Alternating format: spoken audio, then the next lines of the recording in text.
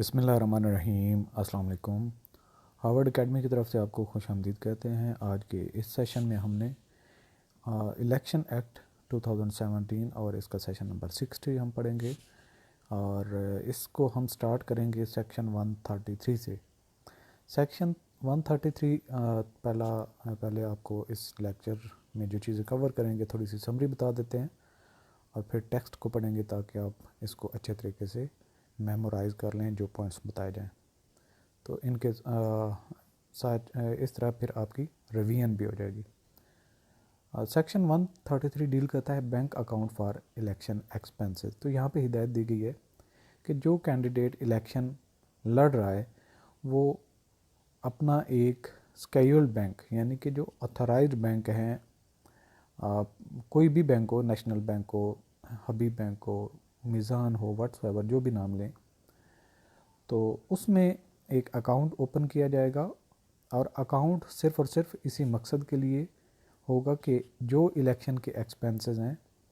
उसी से वो पे किए जाएं। तो फर्दर ये जो इलेक्शन के एक्सपेंसेस की पावर है वो सेक्शन 133 में लिमिट्स दी गई हैं और चेंज भी हो सकती हैं with the passage of time. और इसके बाद सेक्शन 134 है जिसमें है रिटर्न ऑफ इलेक्शन एक्सपेंसेस कि जो कैंडिडेट इलेक्शन हार जाता है उसने विद इन 1 मंथ, जब उसका जो विनिंग कैंडिडेट है उसका नाम पब्लिश किया जाता है, उसके 1 मंथ के अंदर अपने रिटर्न फॉर्म सी पे जमा करवाने होते हैं रिटर्निंग ऑफिसर को। और जो रिटर्न कैंडिडेट यानी कि जो जीता हुआ कैंडिडेट है वो भी अपना जो होंगे रिटर्न्स यानी कि रिटर्न ऑफ इलेक्शन एक्सपेंसेस वो भी फॉर्म सी पे ही जमा करवाएगा। और इसके बाद जो इलेक्शन के एक्सपेंसेस की एक रिटर्न जमा करवाई जाती है रिटर्न ऑफिसर को, फिर वो भेज दी जाती है कमीशन को, इलेक्शन कमीशन ऑफ पाकिस्तान को। तो वो फिर ओपन रहती है तकरीबन 1 साल तक कि उसको फ़ी पे करने के बाद कोई भी इंस्पेक्ट करना चाहे तो उसकी कापी ले सकता है।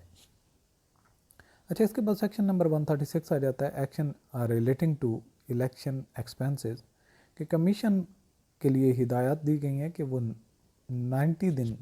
यानी कि जब उसको रिटर्न भेजने का कहा जाता है या जो एक्सपेंसेस उन्होंने किए होते हैं इनकर, तो उनकी स्टेटमेंट सबमिशन के बाद 3 महीने का पीरियड होता है कि उसको वो स्क्रूटनाइज़ करे। अगर 3 महीने में स्क्रूटनाइज़ नहीं किया जाता तो यही मतलब समझा जाएगा कि उसमें कोई ऑब्जेक्शन नहीं था और वो एक्सेप्ट हो चुका है। और अगर कोई रिटर्न जमा नहीं करवाता तो उसके ख़िलाफ़ फिर जो है रिटर्निंग ऑफिसर उसको नोटिस पब्लिश करता है और उससे जो है वो कहा जाता है कि अगर रिटर्न जमा नहीं करवाई जाएगी तो आप वजह बताएं कि क्यों आपके ख़िलाफ़ एक्शन ना लिया जाए। और फिर जो है कैंडिडेट अपनी एक माजरत या एक जो कंडोनेशन है वो भी जमा करवाएगा, साथ में रिटर्न भी जमा करवाएगा और इलेक्शन कमीशन जो है वो उसकी जो कंडोनेशन है उसको एक्सेप्ट करता है और उसकी रिटर्न को ले लेता है अगर वजह रीज़नेबल हो। अगर वजह रीज़नेबल ना हो तो उसके ख़िलाफ़ एक्शन भी इनिशिएट हो सकता है और इसके लिए गवर्नमेंट का कोई भी ऑफिसर जो है जिसको कमीशन हिदायत दे उसके ख़िलाफ़ जो है वो कंप्लेन कर सकता है और उस कंप्लेन पे आगे एक्शन हो। तो ये एक करप्ट प्रैक्टिसेस हैं। अगर आपको रिटर्न जमा नहीं करवाते ये करप्ट प्रैक्टिसेस में आएगा। और अगर कोई रिटर्न जो है वो बिला वजह जो है ज़्यादा एक्सपेंसेस कर देता है या फिर वो विद इन टाइम नहीं सबमिट करता तो इसको इलीगल प्रैक्टिसेस में कंसीडर किया जाएगा। तो ये होगा आज की हमारे इस लेक्चर की समरी। तो अब हम इसके टेक्स्ट को 1 बाय 1 कवर करते जाते हैं ताकि आपको जो भी पॉइंट्स हों नोट करते जाएं और हम भी उसको हाईलाइट करते जाएंगे। तो section 133 sub section 1, the purpose of his election expenses a candidate shell, the purpose for the his election candidate a candidate shall open an exclusive account, exclusive सिर्फ और सिर्फ यानी कि इसी मकसद के लिए, with any branch of the scheduled bank before the fixed date for scrutiny of nomination, यानी कि जो डॉक्यूमेंट्स नॉमिनेशन के लिए पेपर जमा करवाए जाते हैं इलेक्शन लड़ने के लिए, उनकी स्क्रूटनी से पहले वो अपना अकाउंट बनवा लेंगे, ओपन कर लेंगे। एंड मेंटेन और cause to be maintain register of receipts and expenditure, और एक अपना रजिस्टर भी मेंटेन करेंगे जिसमें फ़ंड्स की आने जाने की सारी डिटेल होगी, कितने खर्चे हो रहे हैं, कितनी वसूलियाँ हो रही हैं, व्हाट्सएवर, और उनका सोर्स क्या था। अच्छा, ताकि सोर्स का बाद में पता हो सके कोई इलीगल प्रैक्टिस से बचने के लिए। Subsection 2 a candidate shall not make any transaction towards the election expenses through an account other than the account open for the purpose, कि कोई भी जो एक्सपेंसेस होंगे उनकी पेमेंट वगैरह जो है वो सिर्फ़ और सिर्फ ये जो अकाउंट ओपन किया गया होगा उसी से की जाएगी, कोई दूसरा अकाउंट यूज़ नहीं किया जाएगा। Subsection 3, a candidate may open the bank account for election expenses with an amount not exceeding the limit of financial expenses provided under section 132 की लिमिट्स के मुताबिक एक्सपेंडिचर किए जाएंगे। Section number 134, return of election expenses के जो election expenses हैं उनकी summary जो है वो जमा करवानी है, वो उसके मुतालिक है ये सेक्शन। ये कंटेस्टिंग कैंडिडेट यानी कि जो इलेक्शन लड़ रहा है other than the return candidate कौन होता है, जो जीता हुआ हो election, shall submit the return of his election expenses on form C, तो किस पे वो जमा करवाएगा अपनी रिटर्न की डिटेल, फॉर्म सी के ऊपर। जब हम ये अपना पूरा कोर्स ख़त्म कर होंगे तो उसके बाद हम फॉर्म्स पे भी जाएंगे और देखेंगे कि ये किस मकसद के लिए यूज़ होता है, तो फॉर्म सी पे भी हम बात करेंगे। विद इन 30 डेज, टाइम दिया गया है 30 डेज़ का, of the publication of the name of return candidate, यानी कि जो जीता हुआ उम्मीदवार है उसका जब नाम पब्लिकेशन में आ जाएगा, पब्लिश कर दिया जाएगा ये जीत चुका है, उसके 1 महीने का टाइम होता है। जो कंटेस्टेंट कैंडिडेट उम्मीदवार जो बाकी जितने भी होते हैं उसके मुकाबले में उन्होंने भी अपनी जो एक्सपेंसेस हैं उनकी रिटर्न जमा करवानी होती है। इसके बाद सब सेक्शन 2 है the return of election expenses of the return candidate and contesting candidate shall be submitted to the returning officer on form C, तो ये भेजी किसको जाएगी, रिटर्निंग ऑफिसर को, किस पे, फॉर्म सी पे, भले वो जीता है भले कोई वो हारा है। अच्छा, इसके बाद आता है section number 135, inspection of returns, यानी कि जो खर्चे किए गए इलेक्शन पे उनकी जो रिटर्न है, समरी है, उसको कौन देख सकता है, उसका कौन मुआयना कर सकता है। Immediately on receipt the return and document submitted under subsection number 134 shall be sent by the returning officer to the commission, तो ये कमीशन को भेज दिए जाएंगे। And shall for the period of 1 year for the from the date of receipt by it, यानी कि जब election commission में भेज दिए जाएंगे तो इनका जो रिसीव होने के 1 साल के बाद तक ये क्या है कि remain open for inspection to by any person on the payment of the prescribe fee, जो इलेक्शन कमीशन उस पर फ़ी चार्ज करेगा वो स्केड्यूल दिया गया होगा, फ़ी कितनी होगी, तो कोई भी जो इंस्पेक्शन करना चाहता है उसकी फ़ी पे करने के बाद उसको इंस्पेक्ट कर सकता है, उसका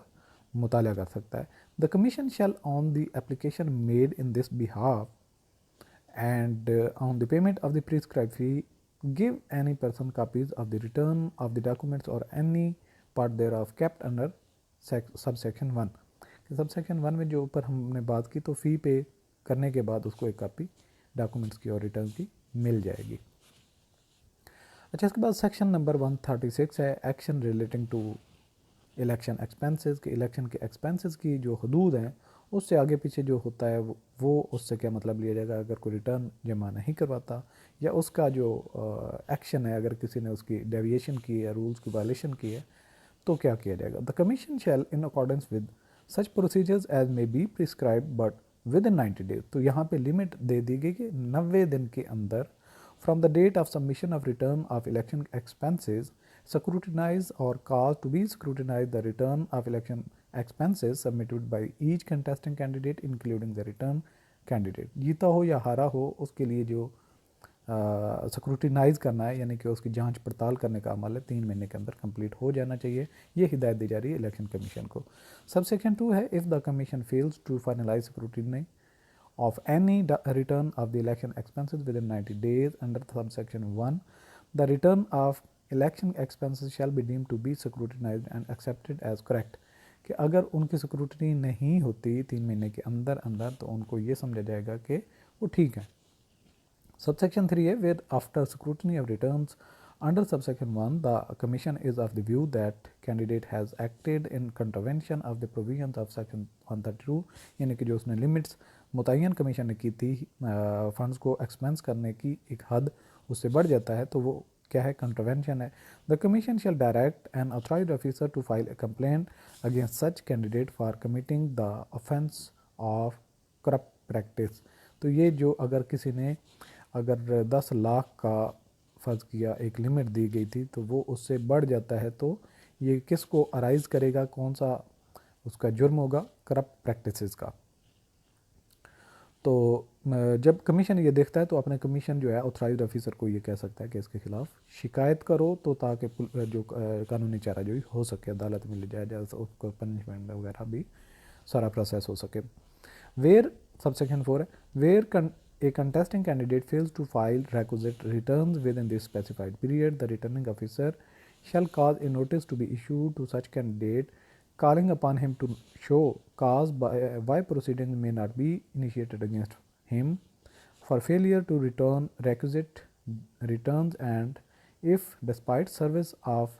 notice he does not comply with the provisions of section 134, the returning officer shall report the matter to the commission.